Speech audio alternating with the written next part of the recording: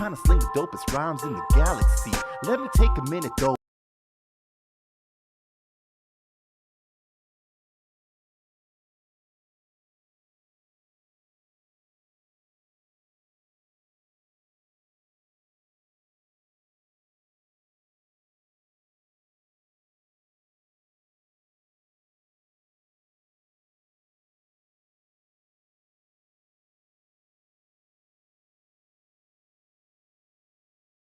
J-O-E in the place to be. HB on the track, it's like ecstasy. Rolling a well of 7 years, what we drink and be. Trying to sling the dopest rhymes in the galaxy. Let me take a minute though and relax your mind. Sometimes these words can be hard to find. 24/7 on that daily grind. Hearing voices in my head, man, they not that kind. Cause bitches be bitching, snitches keep snitching. The world keeps turning, and I keep hitching a ride. Instead of living my life. Yo, yo, yo, yo, yo, yo, yo, yo, yo. Man, when you feel hungry, don't you have to eat? Yo, yo, pump up the volume and digest this beat. Rapscallions in the house with this lyrical treat. When we're done with you, you're gonna ice your feet. If the world ends tomorrow and you had one chance. Hey, yo, would you start the move like it's your last dance? Yo, do something small in the past and present changes. Do something now, the future rearranges. Cause bitches keep bitching. Yo, snitches keep snitching. The world keeps turning. And you start living your life instead of hitching a ride. Oh, Rapscallions.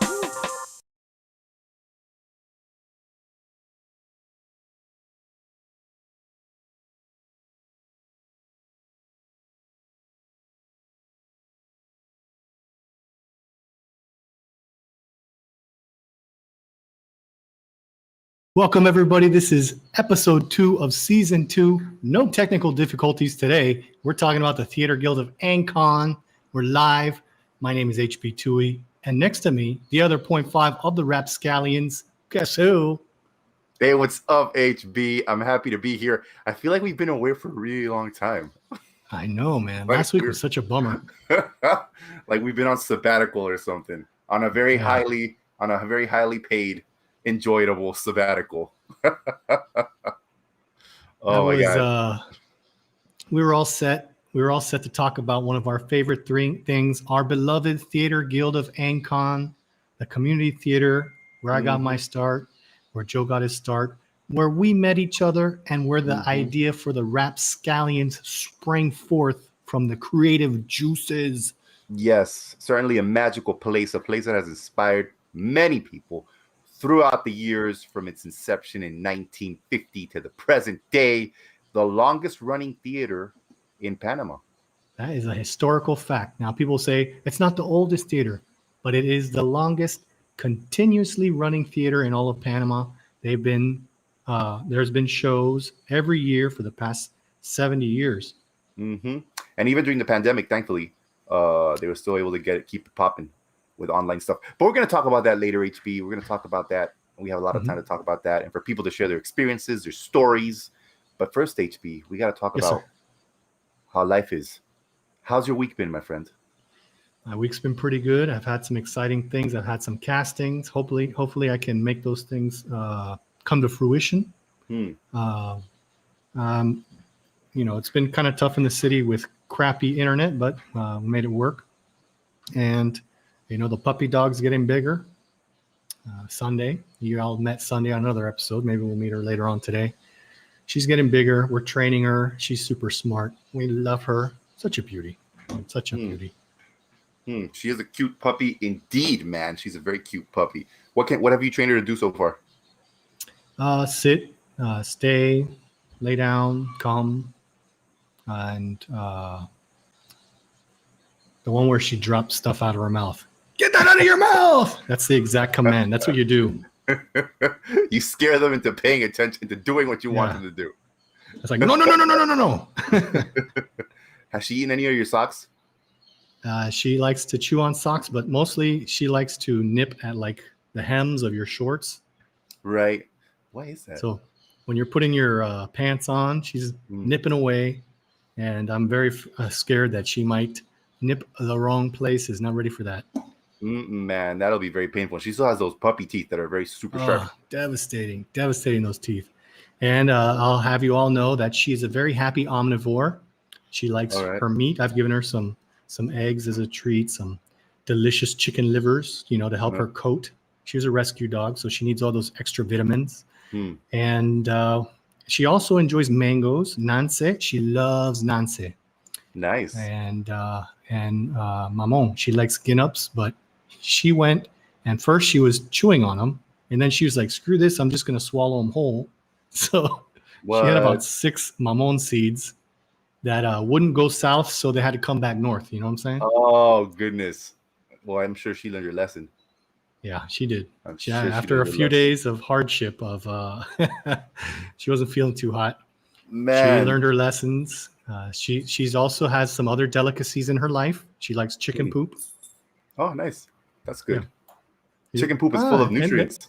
there, look, the lady. Oh, look, hello, my beauty. wait, bring her back. Let's put. Ladies and gentlemen, the woman of the hour, Sunday. Hello, Sunday. Such a beauty. Yes. Look at her with all the kisses. kisses for everyone. Yeah. She's and like, my your friend, face is dirty. Your face is dirty. Clean her it. face is dirty. Her favorite delicacy though is fresh out of the shower toes. That's like you come out of the shower, I lick those toes, man. That's golden. So tasty.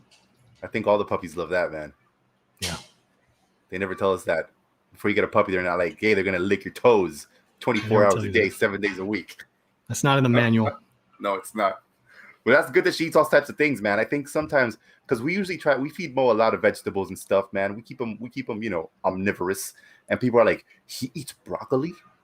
Yeah. He eats vegetables? And we're like, yeah, man, why wouldn't he? They're good for him. It's normal, isn't it?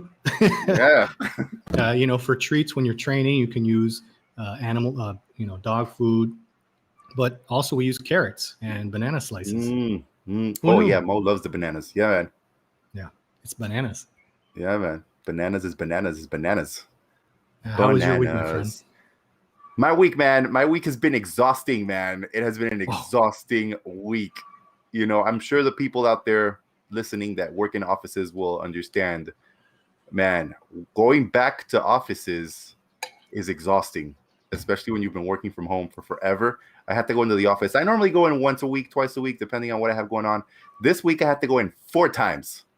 So from Monday to Thursday, and it was and it's the worst because I'm in the office and I have to wear the mask the entire time I'm in the office. I can only take it off when I'm like going to drink something. And I can't like leave it off and say, I'm going to enjoy this mug of coffee. It's like sip, mask back on, and it's exhausting wearing a mask all day, 8 hours. How is living? Is the tranque back? Oh yeah, there's tranque everywhere, man. There's tranque galore.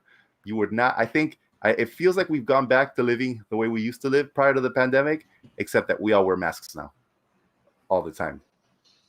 So, yeah. So that was very tiring. It was very tiring. Going to the office and coming back home and just trying to experience that. So hopefully this week I won't have to go to the office that many times. I think maybe twice. Do you feel that it was really necessary now that you've tasted the sweet, delicious gold that is working from home? Do you feel that your trip to the office was merited? Yes. No, I had to go because I had to go do some things that I couldn't do from home because I didn't have the equipment at home, or there were documents that I had to see that I couldn't have at home. So I needed to do it. Yeah. So it was tiring and it was stressful and just not cool. But I really hope we don't go back to working from the office all the time. I know there's a lot of people that have already done so, but man, no way. I hear you. No way.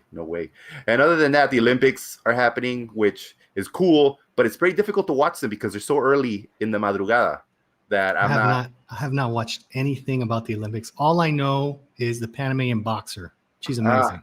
Yes, but she lost to that British lady, I think, right, which was disappointing. And I really haven't been keeping track because I'll wake up in the morning and then I'll turn on YouTube because you can watch them on the Claro channel, and then I'll try and watch some of the matches or whatever's happening. But then it's like, okay, I gotta go. And then by the time I can see it again, it's over because of course it's like nighttime in Japan. So trying Japanese, dog. Yeah, man. So yeah, man. And then the big deal about Simone Biles, man. Did you hear about that? I did, and I support her 100%. I think it's very interesting how people are just like, oh man, she can't do that. She shouldn't do that. She's It's like, let hey man, America down. It's like, she can do whatever she wants, man. She's already done so Exactly. much for the sport. First and foremost, man. She's already done so much. yeah. And yeah, man, just people. I mean, and what I think it is, yeah, you know, if I'm guessing if she would have fallen down and broken her leg or something, it would have been like, oh snap, she broke her leg. But I think we've been going with this whole dialogue for so many years now. It's saying like mental health is just as important as physical health. So then, you know, you got to take care of your mental health, man. And she's taking care of her mental health. Absolutely. But I guess since you can't see it, people are just like, bruh. Yeah, it's not enough that she's won 10 bajillion freaking medals. Yeah. She's a finely tuned athlete. If she says, I shouldn't do this, don't push her. Yeah, man. She knows better than any of us do. But, you know, people gonna talk all the time. Yeah. Yeah. Well, that's the fun of life, right? You got to put hot sauce on things. That's right. So, I mean, hey, Simone, keep doing what you're doing, man. Keep doing what you're doing. And, you know, on the same lines of the Olympics, I also want to shout out to Panama government for not supporting their athletes. You suck. Imagine where we would be if we had the support of our government for our athletes. Most of them have to finance their own training. I think Reina, that's the name of the boxer. She is also a police officer in Casco Viejo. So she boxes as a pastime and made it to the Olympics. That is like badoosh. Yeah, I think that's one of those things where you're like in Panama, a lot of athletes, well, most athletes, I guess, unless they play like on the national football, even the athletes that play soccer, they have to do a lot of it on their own. And then when it's time for something to happen, then somebody comes up like, hey, you know, here's a little bit of money for you to buy a plane ticket or something. Yeah. But imagine if it was, I was talking about this with someone the other day, and I remember being younger when I was living in the States, and every time the Olympics rolled around, it was like, holy crap, the Olympics, like it was a big deal. But I don't know if people here, but since I've lived here, when the Olympics roll around, I don't think I'm ever like, holy crap, it's the Olympics. It's kind of like, Olympiadas. Right. You know, U.S., you know, I remember NBC with, what's his name? Anyway, we'd watch all of it. You watch everything. But here it's kind of like, oh, well, you know, which is a shame. We had a lot of female representation in the Olympics from Panama this year. Hats off to all our Panamanians who are making us proud. I remember during one of our other episodes that we mentioned one of my friends who was qualifying to be a swimmer, and he had to go to a preliminary qualifying match in Costa Rica. So he gets on the plane, he lands in Costa Rica. There's no one to pick him up. He has no idea what to do. The Costa Rican team took him in, let him sleep on their couch. He had nowhere to stay and had to try and perform, had to try and perform in the Olympics. So I really, Panama is a small place, and look what we've been able to do without the support of the government. Imagine what we could do if those boneheads got off their butts. Anyway. Yeah. And just HB, right? we sent 10 athletes in total, 6 women, 4 men to the Olympics this year. 6 women, Beautiful. 4 What men. sports are we representing this year? Oh man, I think you're gonna catch obviously boxing. We have also got Alonso Edwards, who is he's still there. I don't know if he's competed yet, but he's there doing his thing. World-class sprinter. I got the thing here. In atletismo, so in athletics, we had Jorge Castelblanco, Natalie Aranda, Gianna Woodruff, and Alonso Edward. In ciclismo, cycling, we had Christopher Jurado. In swimming, Emily Santos and Tyler Christensen. In judo, Miriam Roper and Christine Jimenez. And in boxing, Athena Bailon. Bailon. Yes. Amazing. Indeed, man. Indeed. So imagine if they had more support. Imagine if they had more backing. Imagine if we had world-class facilities here where the athletes could train. Maybe we would have so many more Olympic medals, or at least a bigger delegation, I guess, right? We got people tuned in. Andrew Eftimiadis and Ralphie Furlong are tuned in. Ralph says we've got swimmers also representing. Tyler Christensen was good. I missed that one. I'm going to have to watch a replay. Yeah, well, if you can watch them all on the Claro YouTube channel, the folks over at Claro are streaming every single event from the Olympics on YouTube for free. So if you didn't know, now you know. Now you know. Come to tune in to Rapscallions. We'll let you know all the good stuff. That's right. That's right. But yeah, man, the Olympics, hopefully we'll get some good action this week. But yeah, man. You know, it's funny. I was reading an article that said that I think an Italian this week earned the first Olympic, or I think it was yesterday or today, the first gold Olympic medal for Italy ever. Oh, wow. Yeah. Italy's Lamont Marcel of Italy won the men's 100 meters gold at the Olympics. He was the first Italian man. Sorry. He was the first Italian man to win the 100-meter gold. Sorry. So I'm guessing they had won gold before, but he's the first Italian man to ever win the 100-meter gold medal. Yes, I like it. And Italy's been around for a minute, man. They got loads of people. It's true. They were probably in the first Olympics. Yeah, it's very possible. Wrestling with the Greeks. Exactly.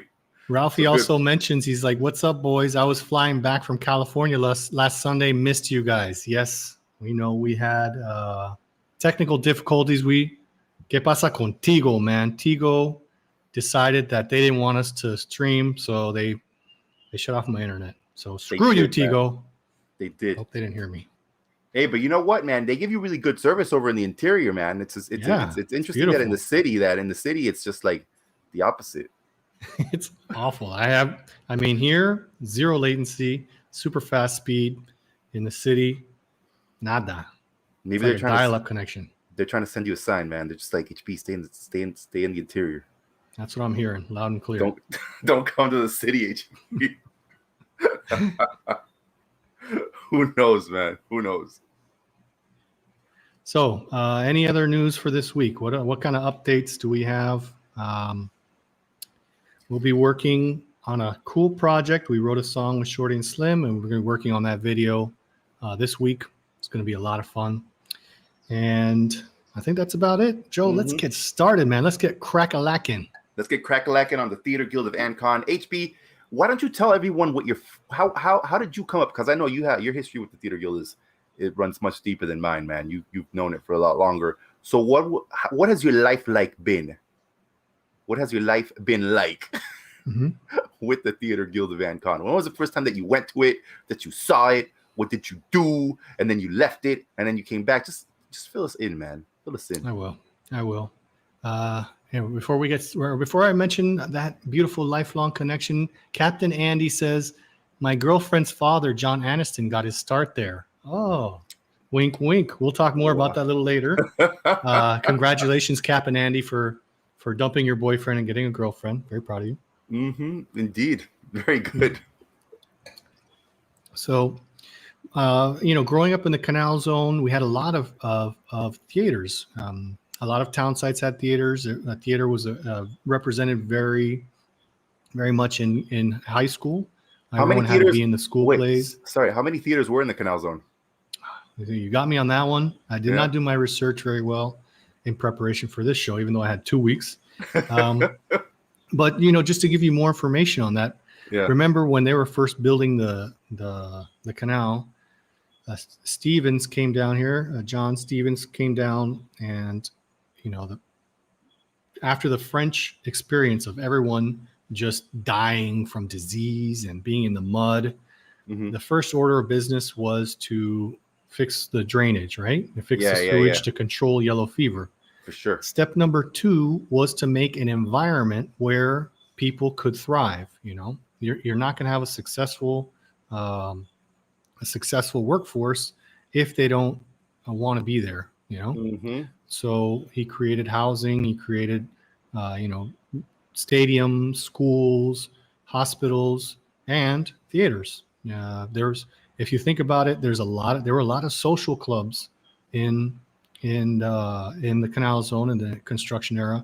The Elks, the Benevolent Protective Order of Elks, the Shriners. They even made their own societies, the Society of the Chagres.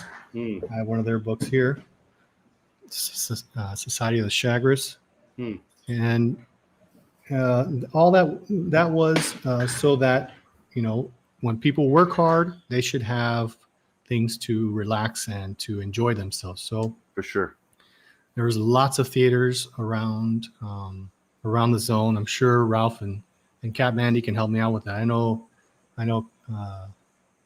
they have family members that were pretty active in the theater scene. Yeah, I think it's definitely totally agree with you.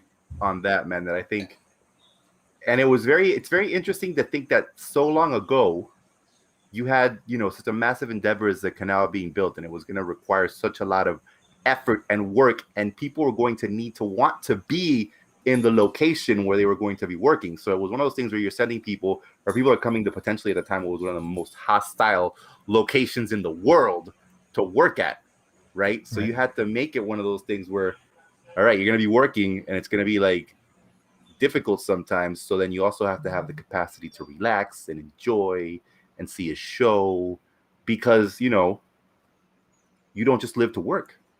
It's true. And we should remember that today's day and age, a lot of us come home, we watch TV, but hey, go out there, join the community theater.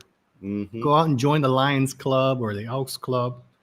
You'll find it very fulfilling. So, after that beautiful tangent, a little bit about history, having such a strong theater scene in the Canal Zone, my first memory of it was hearing the first one that I remember is I knew that my dad and my Uncle Steve would go bartend at the Theatre Guild. All right, okay. At the iconic bar outside of the Guild. It's outside the Guild. There are many theaters, but there's only one Theatre Guild of Ancon. We'll talk about its architecture and its history. So my a little bit later, my dad and my uncle would go bartend there because they're social people. They're social butterflies. They liked interacting, and they would even make you a drink and take it in for you. They'd love, they weren't ready to go on the stage. They weren't ready to go on the stage, but they were ready to play the part of the waiter, and they played it up and they had fun. They'd put a little towel over their arm and they, "You rum and coke, sir? Did you order this?" They would go in and take it to you. We've lost some of that service at the Guild since then, man. We need to talk to somebody. You know what I'm saying? Yes. So just following that train of thought, they would go and bartend there, and I was living in Diablo at the time. And then later, when I moved to Balboa Heights, which at the base of Ancon Hill is the Theatre Guild, my dad one time he was bartending, so I ran down the hill, and he would make me a little super weak rum and coke, and I would sneak in and sit on the aisle and watch play. So that's kind of my first memory of the Theatre Guild. And I went off to the United States. It was the Panama Canal was turned over. It was the end of the Canal Zone, and I went off to university. And when I came back to live in Panama, my girlfriend at the time said, someone asked me to go sing at the Theatre Guild. And I was like, the Theatre Guild? I couldn't believe it. My head blew up. Badoosh. My head blew up. And I was like, I couldn't believe that place was still running, So I went to the show. I enjoyed it immensely. That relationship didn't survive, but my relationship with the Guild thrived. It thrived, Joe. Nice. So I kept going to the plays, and after one of the plays, one of our previous guests, I went up to Hillary Hughes. It's her birthday today, so happy birthday, right. Hillary Hughes. Applausos, theater applause. Happy birthday, Hillary. Very, very happy birthday. Big shout out to her. And it's so fitting that today's her birthday. We get to give her a shout out. Mm-hmm. She was in a play, and she was so amazing. I went up to congratulate her, and she said, "HB, I'm directing the next play, and I want you to come and audition for it." And I was like, oh yeah, I'm Mr. Tough Guy. I can do anything. I'm gonna go and I'm gonna audition for that. I'll tell you what, and I'm sure you'll back me up on this one. Auditioning sucks. It's the worst, man. It's the worst. That's when all your insecurities come to the forefront. No matter how ready you think you are, you're gonna show up and you're gonna mumble and stumble through something. I think of everything I've done in my life, and having auditioned intensely as much as I can for whatever opportunities there are for 10 or 11 years, however we've been doing this crazy game. I went to an audition, what was it, last week, I guess. and I was a nervous wreck. And my character had to be super calm and confident. So let's see how that worked out. So I'm sure you killed it. I'm sure you killed it, man. I was super hyped, man. So I go to that audition, and it turns out the character she wanted me to try out for was a young man whose father had recently been checked into an old folks home because of memory problems. And about a year earlier, me and my sister had checked my dad into the into a Alzheimer's clinic to take care of him. And so and I was like, oh man, I don't have to act for this. I just be myself. So I called my sister afterwards. I was like, hey, I went to that audition. She's like, really? How'd it go? I was like, guess what character I tried out for? And I told her that it was about this young man who had his father in a home because of memory problems. And we both laughed. We're like, it was meant to be. So that was my first play. It was called Bear Claw, and Hillary directed it. Giancarlo directed it. They've both been on the show. And one of the co-stars was Andres Rafael Clemente. He's also been on the show. And my father in that show was Jerry D from the Jerry D Show. So from the Breakfast Show with Jerry D. Breakfast Show with Jerry D. So every time I'm on the show, I was like, what's up, Dad? Send money. To this day, he was my dad for that run of the play, and I'll call him that for as long as we're able to lift our glasses. Has he sent you any money? No, he hasn't. If you're listening, Jerry D, man. send money. These microphones don't pay for themselves. You know that. Speaking of sending money, go to our webpage, PanamaRP.com. If you don't have Facebook, YouTube, or Instagram, you can go to PanamaRP.com, and the live feed will be playing there automatically. You don't have to press any buttons. You'll also see in the corner a little pay button or donate button. If you want to help us out, man, you can do that by pressing one of those buttons and giving us a little cash flow. Definitely help the cause. Definitely helps. Or pick up some merch. We got merch on there as well. So get some shirts, some bags, some mobile phone protectors, man. Whatever you want, we got it. Here's the bag. Here's the bag in my background. You can use it to carry all sorts of things. Yeah, it's a very helpful sack. It's always good to have things in your sack that you enjoy. That's right. That's right. Also, we're on Spotify now. Slowly but surely, we're getting those episodes uploaded to Spotify. Sometimes it's not easy to watch us on your phone for 2 hours. But what if you're driving for 2 hours, or if you're like Ralphie Furlong, who's on a flight, you can download that podcast and listen to it and have fun with us. Have fun with us, man. And speaking of having fun, yes, sir. Carina's chiming in on the gram. She says, auditioning is so hard, but great training. Indeed, it is great training.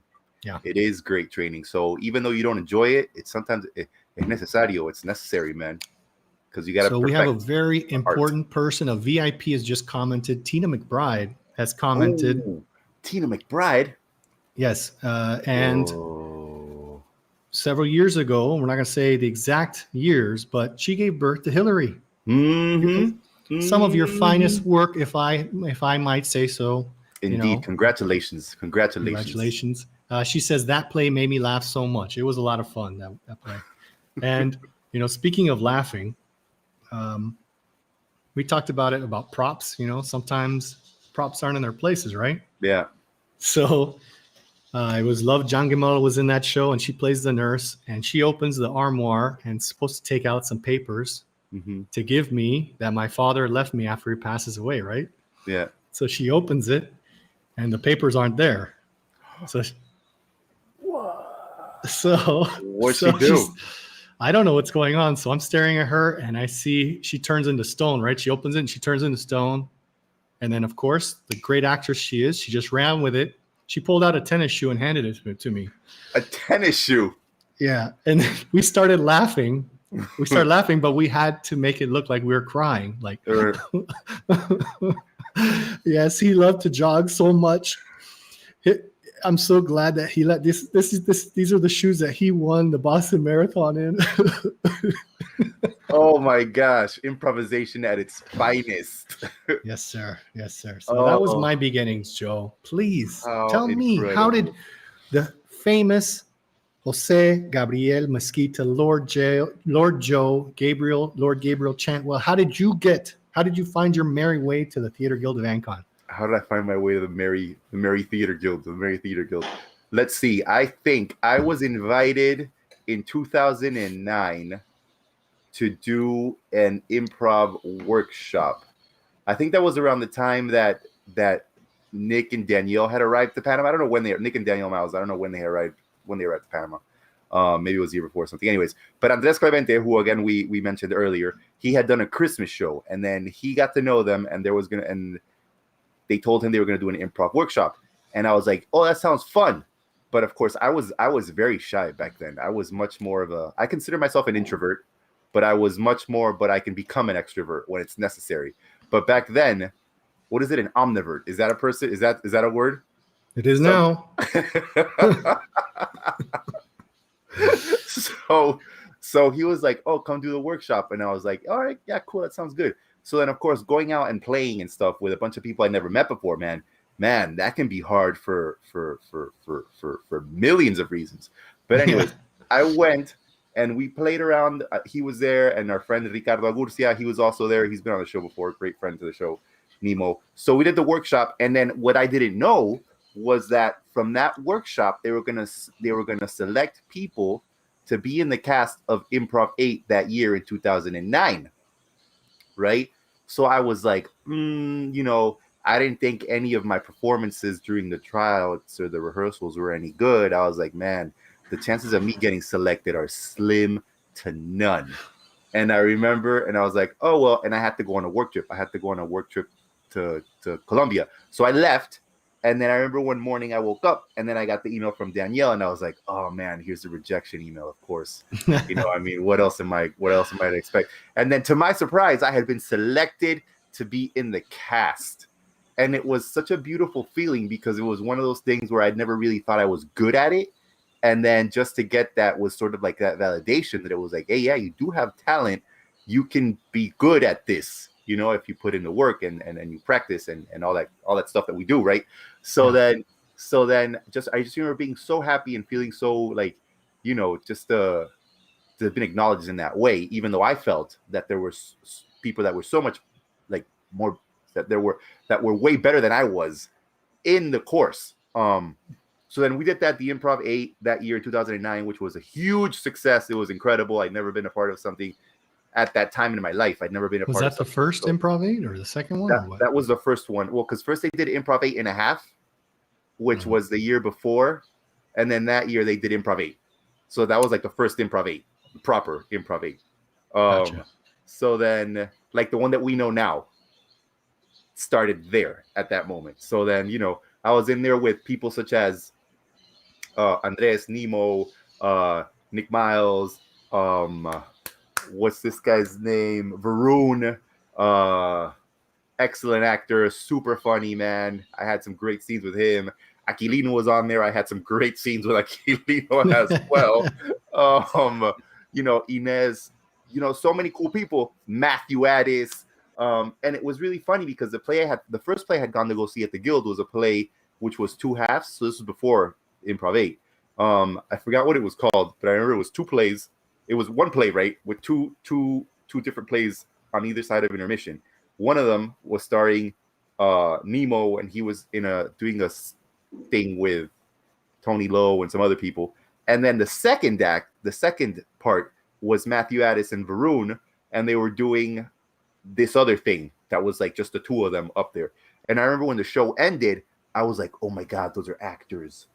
Oh my God, the actors, like, look at them, they're actors. Like, it was, you kind of get like, wow, you think they're so, and then you get to know them and they're like, oh, they're just people like me, right? And at a community theater where everyone knows each other, right? It's not, yeah. So to get to perform with them was super cool, super, super special. And I think and I never knew the Guild existed or that it was there. For me, it was kind of like, what is this shack behind the police station in Ancon? Like, what is going on here? But to see that so many people went there and to see the amount of people that went for the shows and, to see the famous bar and everybody out there buying drinks and snacks and everything. That was really incredible, man. And just to then start learning about the history of the guild and all those cool things was just like super cool, man. It is. Speaking of that history, Sue Norman's tuned in. Very, very active and instrumental to the guild. She says, awesome topic. Well, we think so. We love the guild too. Yes. Also want to shout out Eric Jackson, who puts up the Panama News. He shared the live. He's also been very supportive of the guild by going and giving us reviews and posting them in the Panama newspaper. Man, not to mention all of his incredible pictures that he has taken. Oh, yes. And posted them on his site, man. And I think those are usually like you would always run to read his review of the show after it came out. Be like, oh my God, what did he say? Yeah. One of my favorite pictures was it was a press night and the projector during Point Break Live. I was playing Angelo Pappas. Excellent role. Pappas. Because it was a press night, the projector wasn't turned on. So he's got a picture of me yelling like, I'm Angelo Pappas. And then there was a thing on my head that said no signal from the projector. I love that. I love that picture.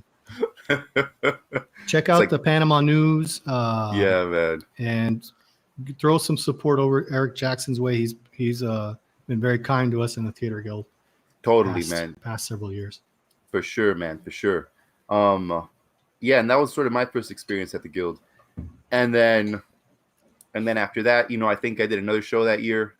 And then it's just kind of snowballed from there, man. Every year, just kind of doing things here and there. I think that the one thing that surprised me the most about the guild was just that it is a community theater. And all the people that are there are putting in their time, their talent, their know-how, to build sets or to act or direct or stage manage or do any of the thousands of things that need to happen in order for a show to successfully go on. And nobody gets paid, and they all do it for the love of the arts. Exactly. And yet we still manage to put on quality shows, which I think is pretty remarkable. Well, I think, I was on the board one year and we went over the charter, and it was like to promote English-speaking theater and the concepts of theater, along those lines. Like, even though you're working for free doesn't mean you're not going to act professionally. Mm-hmm. If you're on time, you're late. Mm-hmm. Go home. Mm-hmm. You can't work here anymore. You have to be on time. You have to be prepared. And even though we're very strict, we had a lot of fun. Oh, yeah. Sue Norman says, I could listen to you all day. My memories of being on stage there are priceless. It was such an honor working with Bruce Quinn. Oh, man, definitely. Yeah, we're going to talk a lot about Bruce a little later. We're going to talk about all the people that have come through the doors of the Theatre Guild of Ancon.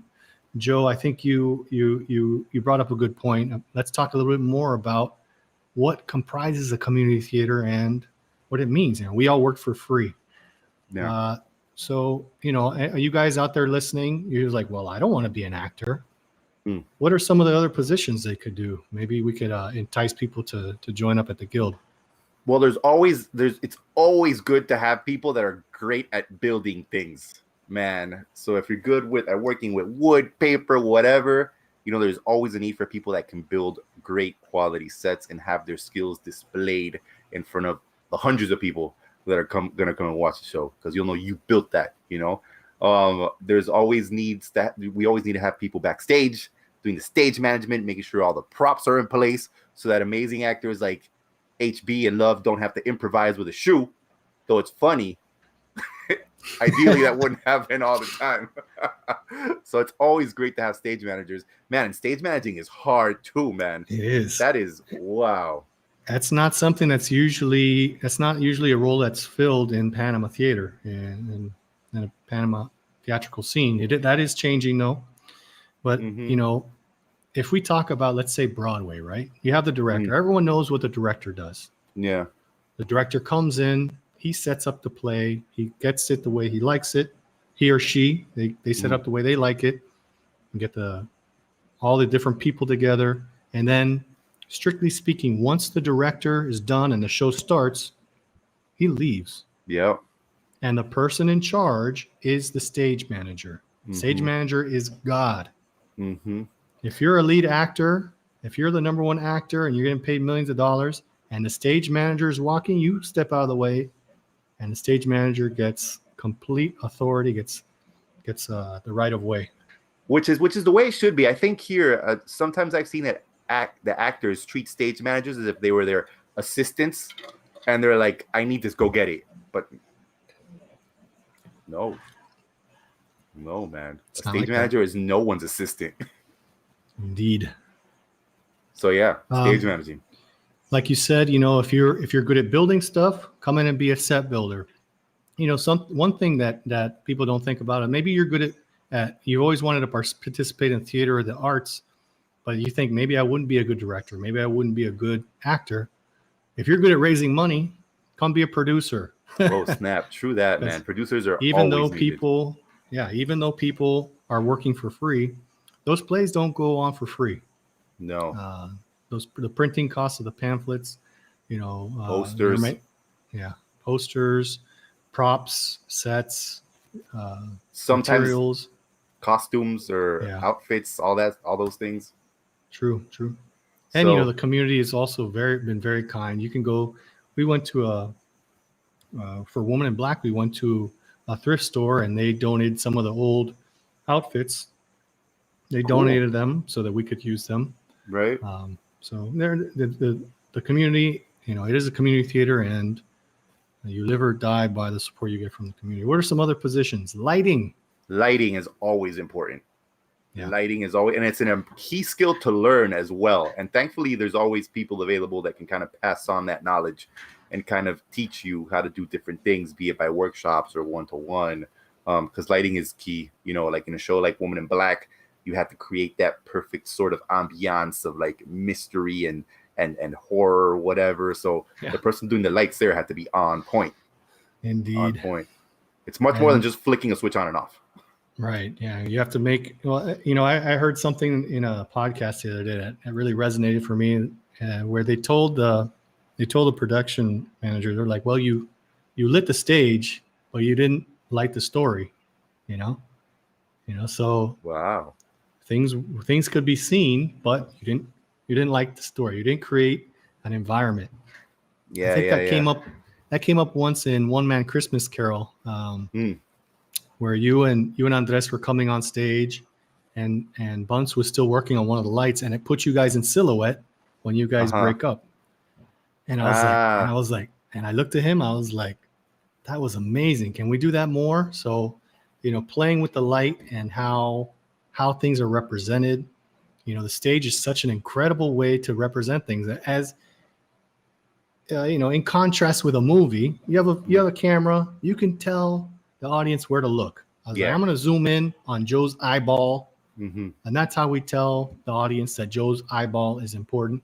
That's right. But in the theater, you have to use the set, the blocking, and the lighting. Blocking is huge, and the lighting to move people's eyes to where you want them to see something. That's right. To help guide the story along, for sure. And sometimes you'll discover things when the show is happening. Like HB was mentioning, you'll be like, boom, oh man, that worked. Hopefully you'll discover that, before the final night of the show, before Yeah. But it's always a work in progress. And even with the acting, you always discover new things, and it's just continuous learning throughout the entire run. Another thing that people can do at the Theater Guild is sound. Yes. This one is key as well. Everything is key. I'm not even going to say this one is key as well, because everything is key. If you don't have quality sound, then that, again, is not going to help your story move along, because there are certain moments where certain sounds need to happen. And if they don't happen,